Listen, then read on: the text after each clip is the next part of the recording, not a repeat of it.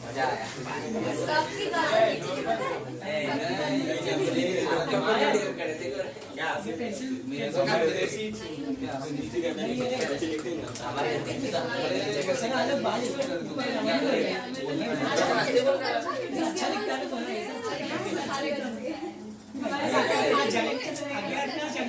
मेरा दिमाग खराब हो जैसे थप्पड़ मारते।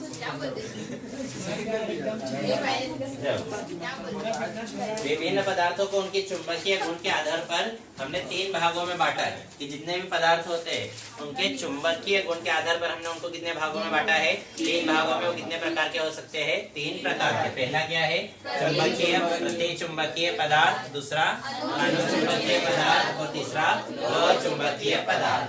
अब प्रतिचुंबकीय पदार्थ क्या होता है? वे पदार्थ जो प्रबल चुंबक के समीप लाने पर प्रतिकर्षण अनुभव करते हैं। क्या अगर हमारे पास एक प्रबल चुंबक रखा हुआ है, क्या रखा है?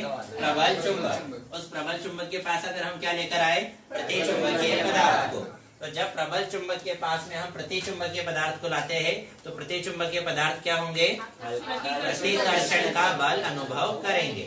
प्रबल चुंबक के पास प्रतिचुंबकीय पदार्थों को लाने पर वो प्रतिकर्षण का बल अनुभव करते हैं। नाम में ही है कि वो क्या होंगे? प्रतिकर्षित होंगे। अनुचुंबकीय पदार्थ क्या होंगे? आकर्षित होंगे। और लौह चुंबकीय पदार्थ तीव्र रूप से आकर्षित होंगे। ये हल्का सा आकर्षण बल अनुभव करेंगे और लौह चुंबकीय पदार्थ तीव्र आकर्षण बल अनुभव करेंगे। कब? जब उसको किसके पास लेकर जाएंगे? प्रबल चुंबक के पास में। अब इनके गुण, तो सबसे पहले बात करें किसकी? प्रतिचुंबकीय पदार्थों की। तो पहला गुण तो क्या आ जाएगा? उनकी परिभाषा। कि प्रतिचुंबकीय पदार्थों का अगर हम प्रबल चुंबक के पास लेकर आते हैं तो वो हल्का सा प्रतिकर्षण बल अनुभव करते हैं। ये हो गया पहला गुण। दूसरा गुण क्या कहता है? अब इसका गुण अगर बात करें तो इसका पहला गुण क्या हो जाएगा?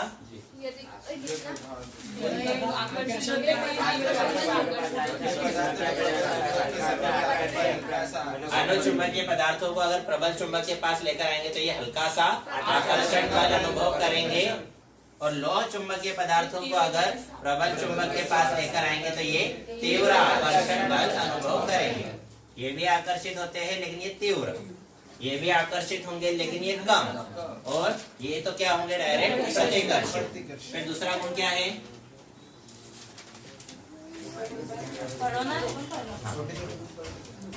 लाइन से बढ़ो। यदि किसी प्रतिचुंबकीय पदार्थ की छड़ को चुंबकीय ध्रुवों के बीच में स्वतंत्रता पूर्वक लटकाते हैं तो छड़ घूमकर अपनी अक्ष को चुंबकीय क्षेत्र के लंबवत कर देती है। ये मान लो हमारे पास एक प्रबल चुंबकीय 2 ध्रुव खंड है। ये साउथ पोल है और ये नॉर्थ पोल है, उत्तरी ध्रुव और दक्षिणी ध्रुव।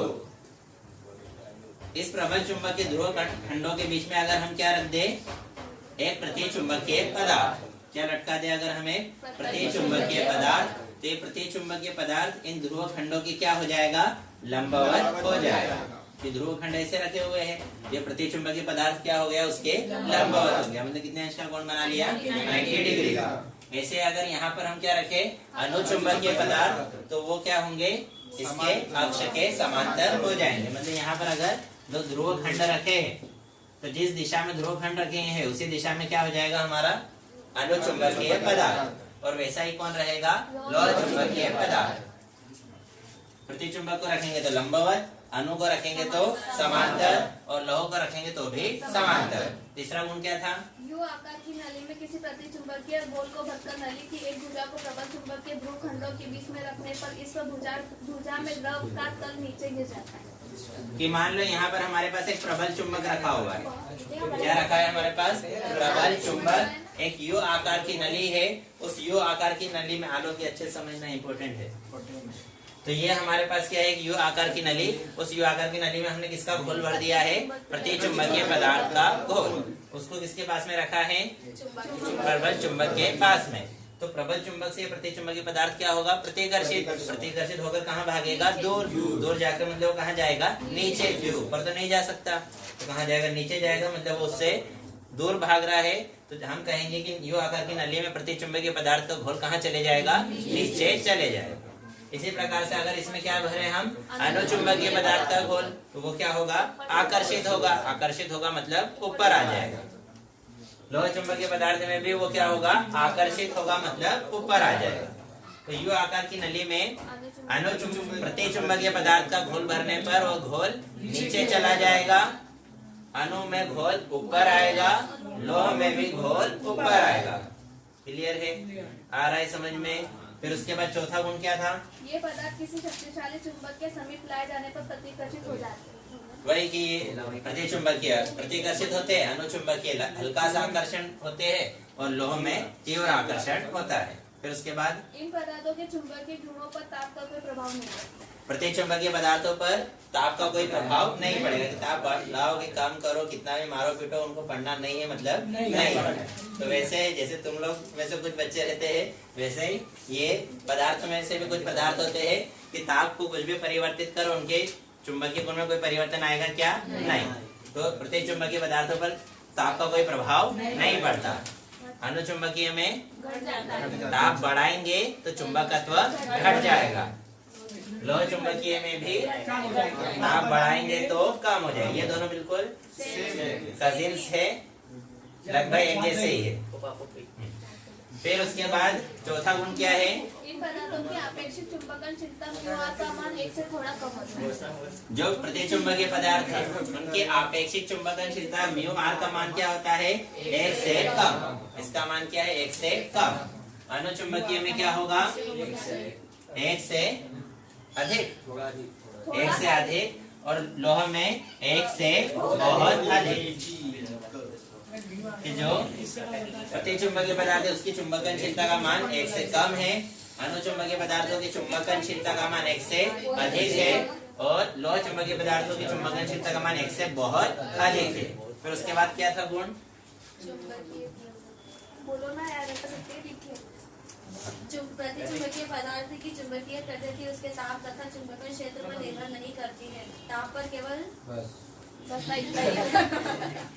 वही प्रतिचुंबकीय पदार्थों की चुंबकीय प्रवृत्ति ताप पर निर्भर नहीं करती। अनुचुंबकीय पदार्थों में ताप बढ़ाने पर चुंबकीय प्रवृत्ति घट जाएगी। लोह चुंबकीय में भी चुंबकीय प्रवृत्ति घट जाएगी। ताप बढ़ाएंगे तो चुंबकीय प्रवृत्ति घटेगी। फिर उसके बाद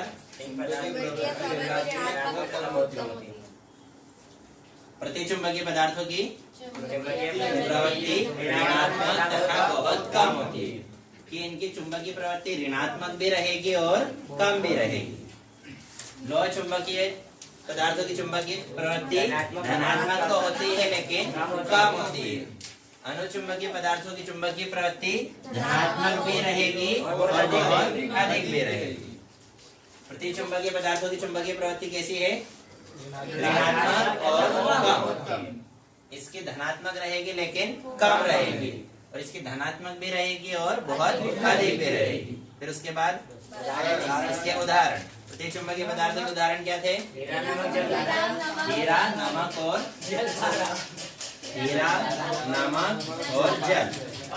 ये सब क्या है, प्रतिचुंबकीय पदार्थ। वे अणु में हमने क्या पढ़ा था, जो एम वाले जो है वो सारे क्या है, अनुचुंबकीय पदार्थ। एल्यूमिनियम, सोडियम, प्लेटिनम, ये सब क्या है, अनुचुंबकीय पदार्थ। जो एम वाले है, प्लेटिनम, एल्यूमिनियम और सोडियम, ये क्या है, अनुचुंबकीय पदार्थ। और लोह चुंबकीय पदार्थ तो कौन है, लोहा, कोबाल्ट और निकेल। ये कौन है, लोह चुंबकीय पदार्थ। क्लियर है इतना। इसी के साथ इस चैप्टर का रिवीजन यहाँ पर समाप्त हो।